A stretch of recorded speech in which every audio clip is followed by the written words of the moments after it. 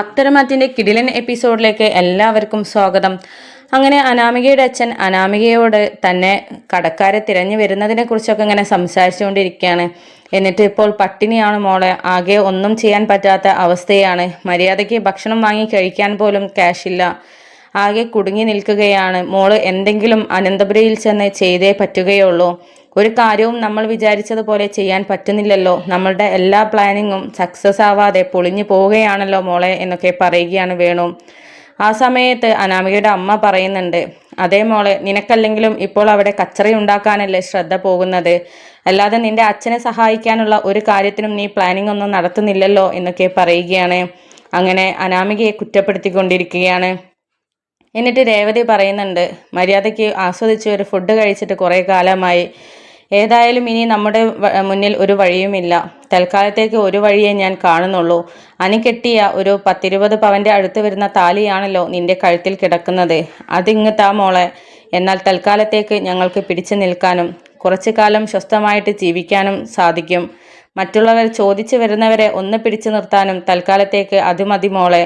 അതേപോലുള്ള ഒരു ഡ്യൂപ്ലിക്കേറ്റ് ചെയിന് അച്ഛൻ തൽക്കാലം ആരും അറിയാതിരിക്കാൻ നിനക്ക് വാങ്ങി തന്നോളും എന്നൊക്കെ പറയുകയാണ് രേവതി. ഇതൊക്കെ കേട്ടിട്ട് ആകെ ഞെട്ടിത്തരിച്ച് നിൽക്കുകയാണ് അനാമിക. എന്നിട്ട് അമ്മ എന്തൊക്കെയായി പറയുന്നത്? കളിച്ച് കളിച്ച് എൻ്റെ താലിയിൽ കളിക്കാമെന്നായോ? ഞാൻ അനി കെട്ടിയ താലിയൊന്നും തരത്തില്ല. കാര്യം അനിയോട് എനിക്ക് ദേഷ്യമാണെങ്കിലും ഈ താലിയോട് എനിക്കൊരു ബഹുമാനമുണ്ട്. അമ്മയ്ക്ക് എന്താ താലിയായിട്ട് ഒരു വിലയുമില്ലേ? അമ്മയല്ലേ എനിക്ക് അതൊക്കെ പറഞ്ഞ് മനസ്സിലാക്കി തരേണ്ടത് എന്നൊക്കെ അനാമിക മറുപടി പറയുന്നുണ്ട്. അപ്പോൾ രേവതി പറയുന്നുണ്ട്, ഓ, അവളുടെ ഒരു താലി. സ്വന്തം ഭർത്താവിനെ സ്നേഹിക്കാത്തവൾക്കാണോ ഇപ്പോൾ താലിയുടെ മഹിമ? അതൊന്നുമല്ല, ഭർത്താവിനെ സ്നേഹിക്കുന്നത് കൊണ്ടുമല്ല. 10-20 പവൻ്റെ താലിയാണല്ലോ കഴുത്തിൽ കിടക്കുന്നത്. അത് വിറ്റാൽ അത്യാവശ്യം സംഖ്യ കിട്ടുമെന്നുള്ളത് നിനക്കറിയാം. അതിൻ്റെ സ്നേഹമാണ് എന്നുള്ളതൊക്കെ എനിക്ക് മനസ്സിലായി. നീ ഞങ്ങളുടെ മോളല്ലേ എന്നൊക്കെ പറയുകയാണ് രേവതി. ഇതൊക്കെ കേട്ടിട്ട് അനാമിക മറുത്തൊന്നും പറയാതെ തല താഴ്ത്തി ഇങ്ങനെ നിൽക്കുകയാണ്. അങ്ങനെ ഒടുവിൽ അവരുടെ നിർബന്ധത്തിന് വഴങ്ങി അനാമിക തൻ്റെ കഴുത്തിലുള്ള ആ താലിമാല ഊരിക്കൊടുക്കുകയാണ്. അങ്ങനെ പിന്നീട് അത് വിൽക്കാനായിട്ട് വേണു ജ്വല്ലറിയിലോട്ട് പോകുന്നുണ്ട്. അങ്ങനെ നല്ല പൈസ കിട്ടുന്ന ഒരു ജ്വല്ലറി നോക്കിയിട്ടാണ് വേണു പോകുന്നത്. അങ്ങനെ ഒരു ജ്വല്ലറി കണ്ടിട്ട് അവിടെ കയറുകയാണ്. കയറിയിട്ട് അതൊക്കെ തൂക്കി നോക്കിയിട്ട് വിൽക്കാനായിട്ട് ഒരുങ്ങുകയാണ്.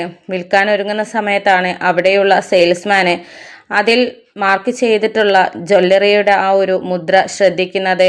അങ്ങനെയാണ് അത് മൂർത്തീസ് ജ്വല്ലറിയിലെ ആഭരണമാണ് എന്നുള്ളത് മനസ്സിലാക്കുന്നത്. എന്നിട്ട് അവരോട് ചോദിക്കുന്നുണ്ട്, നിങ്ങളിത് എവിടെ നിന്നാണ് വാങ്ങിച്ചത് എന്നൊക്കെ ചോദിക്കുന്ന സമയത്ത്, അതൊക്കെ നിങ്ങൾ എന്തിനാണ് അറിയുന്നത്? നിങ്ങൾ തൽക്കാലം ഇത് വിറ്റിട്ട് ക്യാഷാക്കി തരൂ, എനിക്ക് ക്യാഷിന് അത്യാവശ്യമുണ്ട് എന്നൊക്കെ പറയുകയാണ്. അവരുടെ വേണുവിൻ്റെ ആ ഒരു സംസാരത്തിൽ അവർക്ക് സംശയം തോന്നിയിട്ട് ഒടുവിൽ ദേവയാനിയെ ഫോൺ ചെയ്യുകയാണ്. കാരണം ദേവയാനിയുടെ ഫ്രണ്ടിൻ്റെ ഭർത്താവാണ് ആ ജ്വല്ലറിയിലുള്ളത്. അങ്ങനെ ദേവയാനിയെ ഫോൺ ചെയ്തിട്ട് ചോദിക്കുന്നുണ്ട്, ഹലോ ദേവേച്ചി, ഞാനൊരു കാര്യം ചോദിക്കാനാണ് വിളിച്ചിരിക്കുന്നത്. അവിടുന്ന് ആരെങ്കിലും സ്വർണം വിൽക്കാനായിട്ട് കൊടുത്തയച്ചിരുന്നോ? അനന്തപുരിയിലെ അവിടുത്തെ ജ്വല്ലറിയിലെ മൂർത്തിസ് ജ്വല്ലറിയിലെ ഗോൾഡാണ് ഇവിടെ വിൽക്കാൻ കൊണ്ടുവന്നിരിക്കുന്നത്. എനിക്കൊരു ചെറിയ സംശയം തോന്നിയത് കൊണ്ടാണ് ഞാൻ വിളിച്ചത്. അവിടുത്തെ ആരുടെങ്കിലും ആണോ?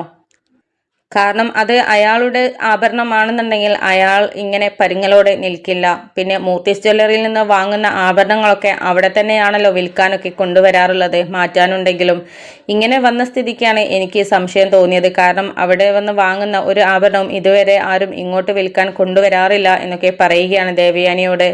ആ സമയത്ത് ദേവയാനി പറയുന്നുണ്ട്, ഇവിടുന്ന് ആരും അങ്ങനെ ജ്വല്ലറി ഒന്നും വിൽക്കാൻ പോകത്തില്ലല്ലോ, ഞങ്ങൾക്കതിൻ്റെ ആവശ്യവുമില്ല, അത് നിനക്ക് അറിയാവുന്നതല്ലേ എന്നൊക്കെ ചോദിക്കുകയാണ്.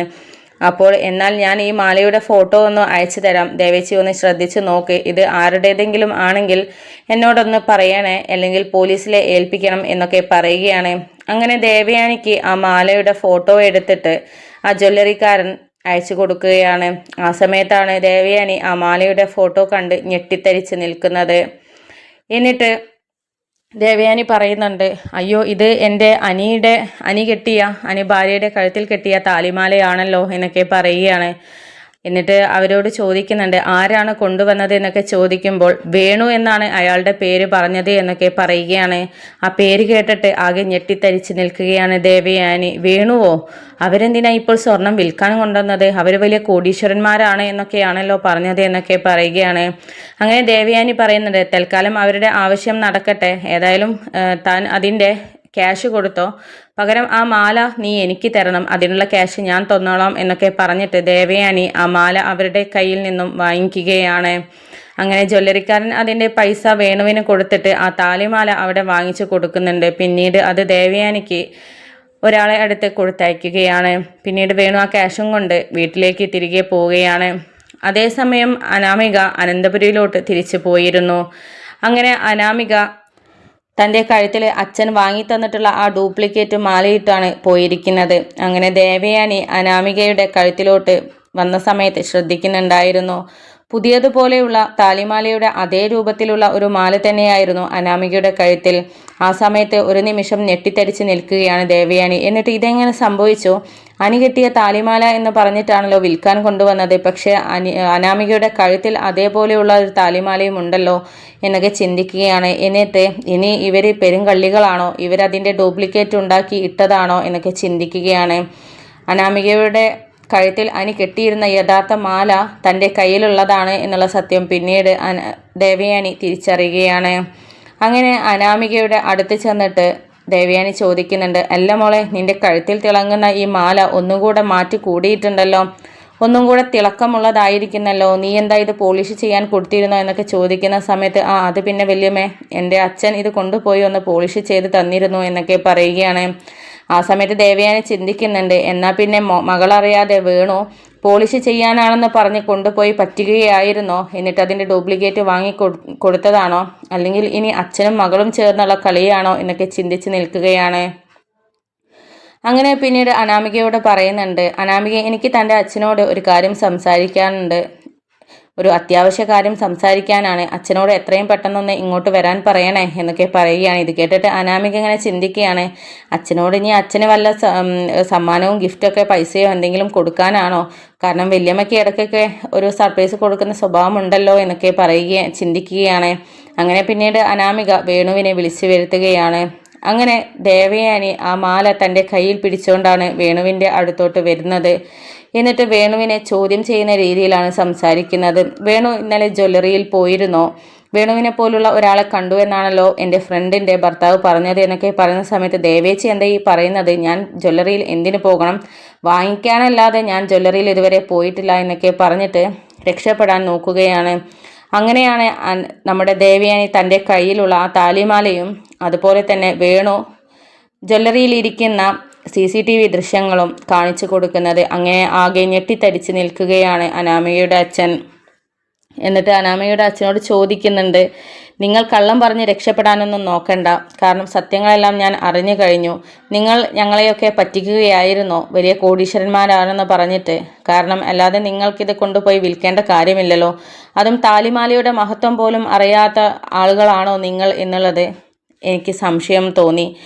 ഇങ്ങനെയൊക്കെ ആരെങ്കിലും ചെയ്യോ? തീരെയും മനസാക്ഷി ഇല്ലാത്തവർ, അതും സ്വന്തം മകളുടെ കെട്ടുതാലി കൊണ്ട് വിൽക്കുക എന്ന് പറഞ്ഞാൽ ഇത്രയും മനസാക്ഷി ഇല്ലാത്തവരാണോ നിങ്ങൾ? നിങ്ങൾ എന്താ എല്ലാവരെയും പറ്റിക്കാൻ നടക്കുകയാണോ എന്നൊക്കെ ചോദിച്ച് ചൂടാവുകയാണ് ദേവയാനി. ആ സമയത്ത് ഒന്നും മറുത്തൊന്നും പറയാനാവാതെ തല താഴ്ത്തി നിൽക്കുകയാണ് അനാമിക. അനാമികയോടും ചോദിക്കുന്നുണ്ട്, നീയും കൂടെ അറിഞ്ഞുകൊണ്ടാണോ ഇത്തരത്തിലൊരു ചതി നടന്നിട്ടുള്ളത്? ഇത് അനി അറിഞ്ഞാലുള്ള അവസ്ഥയെക്കുറിച്ച് നിങ്ങൾക്കറിയാമല്ലോ. തൽക്കാലം ഇവിടെ ആരും ഇല്ലാത്തത് നന്നായി. അച്ഛനെ വിളിച്ചു വരുത്തി ഇത് പറയാൻ എനിക്ക് അറിയാഞ്ഞിട്ടല്ല. ഞാനിത് നിങ്ങളുടെയൊക്കെ കുറുമ്പായിട്ട് ചെറിയൊരു കുസൃതിയായിട്ട് കണക്കാക്കുന്നുള്ളൂ. ഇതുപോലെ ഇനി ആവർത്തിച്ചാൽ ഇതായിരിക്കില്ല. ഇവിടുന്ന് അനന്തപുരിക്കാർ തന്ന സ്വർണം നിങ്ങൾക്ക് വിറ്റ് നശിപ്പിക്കാനുള്ളതല്ല, അത് നിങ്ങളുടെ ഭാവി തലമുറക്കായിട്ട് മാറ്റിവെക്കാനുള്ളതാണ്. ഞങ്ങൾ മാറ്റിവെച്ചത് കൊണ്ടാണല്ലോ നിങ്ങൾക്കൊക്കെ ഓരോന്ന് തരാൻ പറ്റുന്നത് എന്നൊക്കെ പറയുകയാണ് ദേവയാനി. ആ സമയത്ത് വേണു പറയുന്നുണ്ട്, അത് പെട്ടെന്നൊരു അത്യാവശ്യം വന്നപ്പോൾ എടുത്തതാണ് ദേവേച്ചി. പിന്നീട് അത് മകൾക്ക് തന്നെ തിരിച്ചു ഉണ്ടാക്കി കൊടുക്കാമെന്ന് കരുതി. അതിനെക്കൊണ്ടാണ് ഇങ്ങനെ ഒരു ഡ്യൂപ്ലിക്കേറ്റ് മാലയും ഉണ്ടാക്കി മകളുടെ കഴുത്തിൽ ഇട്ട് കൊടുത്തത് എന്നൊക്കെ പറഞ്ഞ് രക്ഷപ്പെടാൻ നോക്കുകയാണ് വേണു.